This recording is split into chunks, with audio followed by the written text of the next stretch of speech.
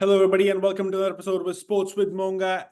Yes, it's been 2 weeks since we've not had a race, but then, well, it's not that late to do a review still or do a race reaction from the Saudi Arabian Grand Prix. Yes, it's been 2 weeks, and now we are almost on the weekend for the Australian Grand Prix. Welcome to another episode, Sports with Monga. Guys, I hope you're enjoying this, and I do expect you to hit that subscribe button, share and the bell icon and the like button as well. I understand 99% of you guys watching my shorts videos, even the YouTube videos, are not subscribed. It will be really helpful for me, and I'll be really happy if you do hit that subscribe button. I will soon be doing a race kind of prediction for the Australian Grand Prix.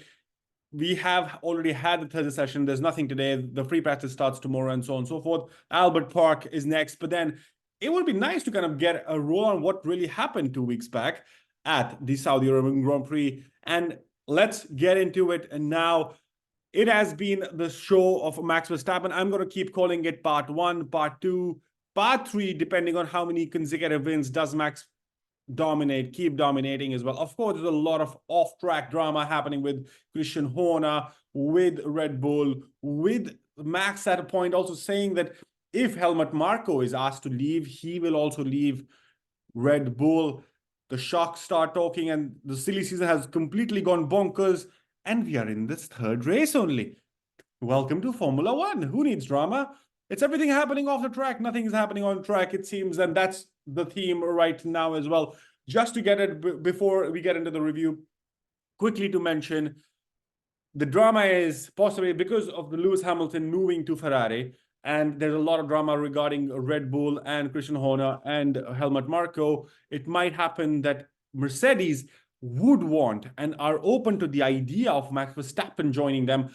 There's a lot of undercurrent happening because of the 26 regulations, the engine that Red Bull will have with Ford, and so on and so forth. They're not that advanced. But you have to understand, the momentum is with Red Bull. This is how eras are defined. Nobody would want to change a team when they're in a dominating position. I think there has to be a lot to do with the leverage that Max has over that team. Of course, Sergio Perez as the second driver only can lick his lips here and saying, if Max Verstappen leaves Red Bull, he becomes the number one driver in Red Bull. He has a chance to then win the Drivers' Championship and lead the team to the future. But there's a lot of speculation all around it, and it will only keep getting louder and louder as the season progresses, because Max Verstappen has still not kind of set out and said, he's not come out and straight away backed Christian Horner, or he has said he will stay. There's a lot of undercurrents happening because of his dad, Jos Verstappen, who's been said that, there's turmoil, it's all because of Christian Horner and all the alleged misconduct, which Red Bull has already done a review and given the clean chit to Christian Horner. Loads of drama there. A lot of kind of mixing and pulling of pieces, because Fernando Alonso also has basically said he is going to review his situation by end of the season. He's going to see what options does lie. He's the poacher, and why not? He seizes the opportunity when he sees he can be the stopgap arrangement for anybody. That's how McLaren to Aston Martin happened when Sebastian Vettel left from Aston Martin. Alonso grabbed that opportunity with both hands, said that you want a two-time world champion? I'm here. And possibly Red Bull might want him then even, or like Ferrari or Mercedes. It's all going crazy. But let's focus on the Saudi Arabian Grand Prix race reaction. And it was Max Verstappen, and he's continued his title defense in fine style by taking a dominant victory in Saudi Arabian Grand Prix, while an action-packed event unfolded behind him. It's like almost he was strolling on a really nice boulevard, enjoying some right sun, but everything was going crazy behind him. But then the Dutchman enjoying the strong start from pole as the 50-lap race got underway. And from there, held in assuredly. There was no chance that he was going to leave it. Safety car caused because of Lance Stroll, who crashed out. And luckily, it was all okay for him. So that's good. Safety car sparking a flurry of action in the pit lane, where Red Bull were amongst the teams to take a double stack strategy. So they both came into the pit at the same time. Of course, we have seen in the previous times, it has not worked for Ferrari or Mercedes or other teams as well. There is one team that's been affected or being affected by these pit stops, which is very interesting, is the new team, the Kick, Alfa Romeo, or the Sauber team. That's kind of they've had the second pit stop shambles. Again, the V nut kind of coming out. They have to then change the entire tire with the wheel casing and so on and so forth. They've been practicing harder, but that's how it's been sometimes. Sergio Perez came home second. P2 to mark his second consecutive 1-2 result for the squad. The Mexican was handed a 5-second penalty for an unsafe release into the path of Fernando Alonso during the busy visit to the pits. And he admitted after the race as well that the team told him to stop, but then he, from the corner of his eye, saw there was nobody and he kind of went for it. But at that time, Fernando Alonso was there and Fernando Alonso had to kind of put on the brakes. Of course, there's a lot of Fernando Alonso is like the master strategist. He would have done enough to show that he had to kind of brake really hard to make it a 5-second time penalty. But then the 5-second time penalty did not affect his overall race, or the fact that Charles Leclerc, he kept Charles Leclerc at bay at P3 to keep his position. Leclerc completed the podium with Oscar Piastri in fourth, with the Australian having spent a significant portion of the time behind Lewis Hamilton. It was a race it was interesting to watch, first of all, because Oscar Piastri with the McLaren, they lacked the top speed. They lacked the straight line speed, but around the corners, they were like mighty fast. You could see them running away. But then Lewis Hamilton he's a 7-time world champion, so he knows how to deal with the rookies, or possibly Oscar Piastri, who's just young and learning the craft. And he did it time and time again. It was frustrating for Oscar, but then he eventually did get him. Lewis Hamilton finishing behind, though, Fernando Alonso. But then Lewis Hamilton, that was interesting. Lewis Hamilton and Lando Norris were two drivers which did not drive into the pits for the hard tires. Everybody else did. They were playing the long game and hoping for another safety car, which did not actually happen. But then they had a good buffer window, which basically meant that they could pit. Eventually, it was Max, Perez, Leclerc, P1, P2, P3, Oscar Piastri, P4, Fernando Alonso, George Russell, Oliver Behrman, the man, the legend, the myth. The story is crazy there. Lando Norris, P8, and Lewis Hamilton, P9, with Nico Hülkenberg from a Viking drive from his teammate, Kevin Magnussen, securing the first points for Haas. Alexander Albon, Kevin Magnussen, 11, P11, Albon, Magnussen, 12, Esteban Ocon, 13, Logan Sargent, 14, Yuki Tsunoda, 15, Daniel Ricciardo, 16, Valtteri Bottas, Zhou Guanyu, Lance Stroll, and Pierre Gasly. Pierre Gasly, like, I don't know what's happening with Alpine. Pierre Gasly did not even have a chance to start. Like, only in the formation lap, the car was kind of already out. So it's kind of interesting to see. Like, I think it's going completely mad what's happening with Alpine and that team. But of course, you have to give credit where it's due with Ocon to kind of put the car in 13th with the machinery that he's playing with. But Fernando Alonso held on to the 5th as the sole Aston Martin to remain in the race, with teammate Lance Stroll having been the cause of the safety car call out following the crash into the barriers on lap 7. Alonso had withheld the pressure from Mercedes of George Russell in the later stages, but the Briton ultimately had to settle for 6th. Oliver Behrman, the story was crazy. Carlos Sainz at Ferrari on Saturday. Basically, Oliver Behrman is going for his F2 race where he's had a good podium. He's on the pole, and he gets the call up because Carlos Sainz at Ferrari had to bail out after he was diagnosed with appendicitis on Friday.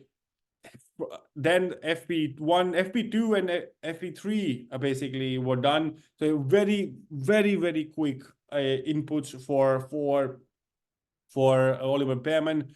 But it was a memorable Formula One debut for Oliver Behrman, standing in for Carlos Sainz at Ferrari after the Spaniard was diagnosed with appendicitis earlier on Friday. The youngster scored his first points by securing P7 during an impressive drive in which he carried out several overtakes. This is huge and for a Formula 2, the F2 driver, the academy driver, the Ferrari man, to kind of be able to step up and deliver what he did. Behrman led a pack of British drivers eventually, with Lando Norris ending the day in P8, Hamilton P9. Both Norris and Hamilton had stretched out their opening stints with the medium tire before making the pit stops for the second half of the race into the hards.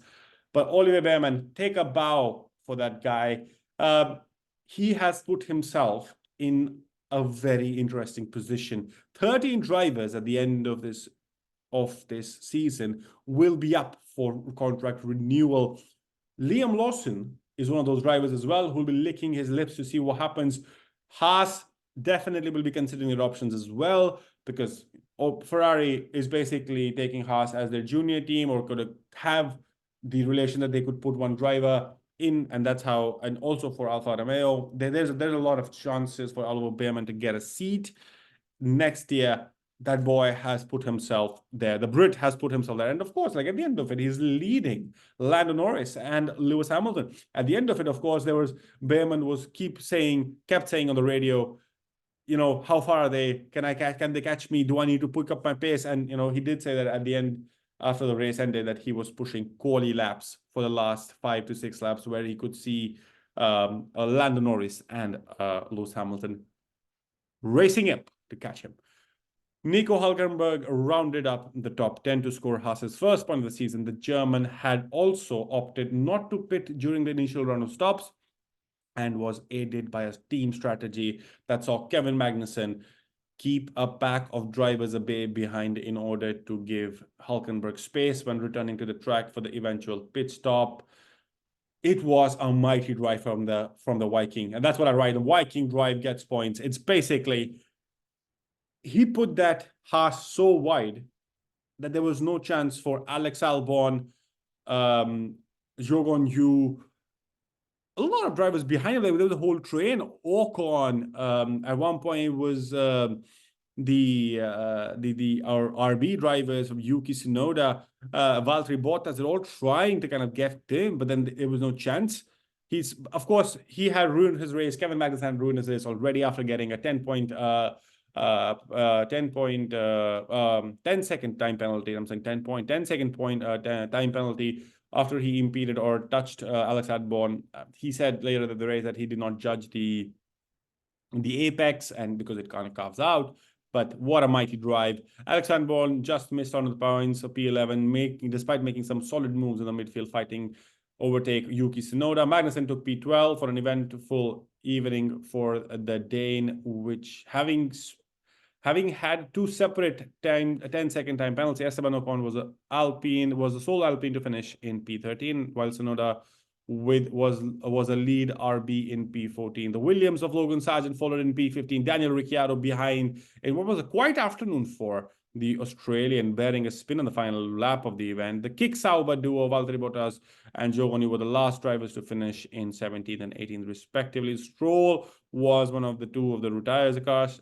Pierre Gasly was practically over before it started. The Frenchman retired soon after having reported a gearbox issue in the formation lap. That's the recap. That's what's kind of been the story of the Saudi Arabian Grand Prix. Loads of drama, of course. Daniel Ricciardo not finding his feet still. I think there's a lot of tension with him. Like, will he? Because Helmut Marko is kind of putting the pressure, saying, guys, you need to deliver now. Otherwise, we need to kind of put somebody else in this car. We need this car to be fighting in the midfield. It's clearly at the back, and Daniel Ricciardo has not been able to kind of find his step. I love Daniel Ricciardo, but I would really, really want him to kind of push the pedal if it's possible for him to kind of step it up. Otherwise, there is no shame for him to retire for the 8-time Grand Prix winner. He has done it all. He has done what it takes. He's seen what it takes. So I would really, really see. I don't want him to be kicked out again. It would be really, really interesting for me, in my opinion, to see him bow out with respect. Of course, Yuki Tsunoda doing a great job for RB to kind of get the lead, but then of course they're struggling still. There's a lot of races in a way which we will kind of understand where the pecking order is.